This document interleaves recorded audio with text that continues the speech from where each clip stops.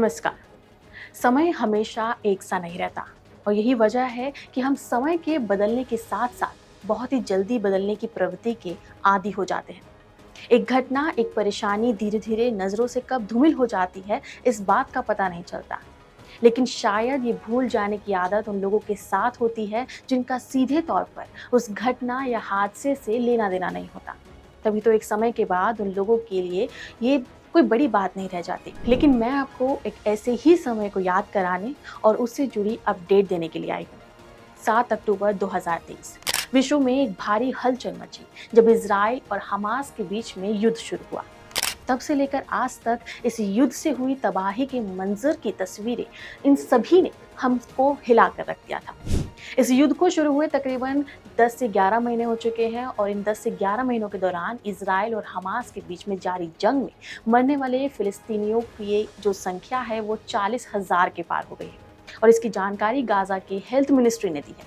इतना ही नहीं बल्कि गाजा पर इजरायली हमले में अब तक 90,000 से ज़्यादा लोग घायल भी हो गए हैं।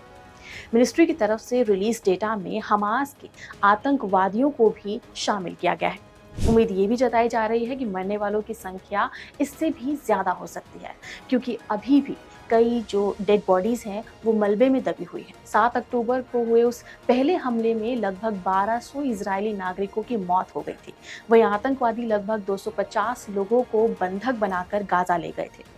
इजराइल के मुताबिक अभी भी 111 लोग हमास की कैद में मौजूद हैं। इसमें 39 डेड बॉडीज भी शामिल हैं। बंधकों में 15 महिलाएं और 5 साल से कम उम्र के 2 बच्चे भी शामिल हैं।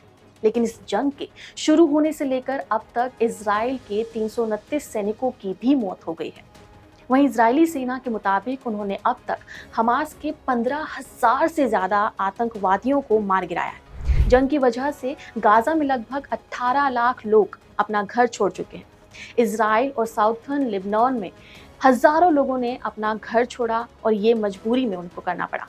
इस जंग की वजह से एक ऐसा मंजर पैदा हुआ है जहां हमने देखा है कि किस तरह से मानवता क्राइसिस में आ चुकी है, क्योंकि बदले की आग में चूर इजरायली हमलों के बाद गाजा के लोगों के सामने अब भुखमरी के हालात तक पैदा हो गए हैं। एक मीडिया रिपोर्ट के मुताबिक गाजा के लगभग 5 लाख लोगों को आने वाले महीनों में फूड क्राइसिस का सामना करना पड़ेगा और ये फिगर गाजा की टोटल पॉपुलेशन का लगभग 1/4 हिस्सा है। इसी रिपोर्ट के मुताबिक इजरायली हमलों ने अब तक गाजा की 59% इमारतों को डिस्ट्रॉय कर दिया है। उत्तरी गाजा में यह आंकड़ा 70% से भी ज्यादा है। हालांकि इजराइल और हमास के बीच सीज फायर करने और होस्टेज की अदला बदली के लिए कतर में 15 अगस्त से बातचीत शुरू हो गई है। ये बातचीत 2 दिन तक चली, जिसमें इजराइल के अलावा कतर, अमेरिका और इजिप्ट के नेताओं ने हिस्सा लिया। लेकिन हमास की तरफ से किसी भी रिप्रेजेंटेटिव ने इस बातचीत में हिस्सा लेना जरूरी नहीं समझा। इस डील के लिए पिछले 2 महीनों से ज्यादा समय से कोशिश चल रही है। डील के तहत गाजा में 3 फेज में सीज फायर लागू करने का प्लान है और इस प्लान के मुताबिक हमास 7 अक्टूबर को बंधक बनाए कुछ लोगों को रिहा करेगा। साथ ही इजरायली सेना गाजा के इलाकों से पीछे हटेगी। इसके अलावा इजराइल के जेलों में बंद फिलिस्तीनी कैदियों को रिहा किया जाएगा।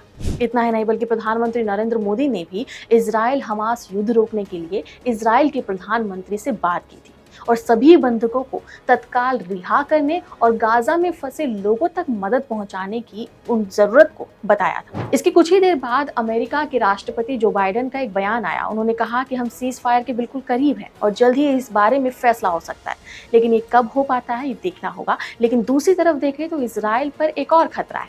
पिछले महीने 31 जुलाई को ईरान में हमास चीफ की मौत हो गई थी और इजराइल पर ईरानी हमलों का खतरा तभी से मंडरा रहा है। ईरान ने हाइने की मौत के लिए इजराइल को जिम्मेदार ठहराया था और इसके बाद ईरान के सुप्रीम लीडर खामनेई ने इजराइल से बदला लेने का एक संकल्प लिया था। इजराइल पर ईरानी हमले की बढ़ती पॉसिबिलिटी के कारण अमेरिका ने मिडिल ईस्ट में पनडुब्बियों और वॉरशिप को तैनात भी किया था। वहीं अमेरिका, ब्रिटेन, जर्मनी समेत 5 देशों के खास नेताओं की तरफ से जारी किए गए एक संयुक्त बयान में ईरान से इजराइल के खिलाफ कार्रवाई नहीं करने के लिए भी कहा गया था। खैर, अब होता क्या है ये तो देखने वाली बात होगी, लेकिन मैं फिर से यही बात दोहराना चाहूंगी कि ताकत की लालसा में बहुत से मासूमों को बलि पर चढ़ाया जाता है। उनका दोष हो चाहे ना हो, पर सजा आम नागरिकों को मिलती है। इस बारे में अगर जल्दी ही नहीं सोचा गया तो इंसानियत सरेआम शर्मसार हो जाएगी। फिलहाल के लिए इस खबर में इतना ही। आप देखते रहिए क्लिक इंडिया। नमस्कार।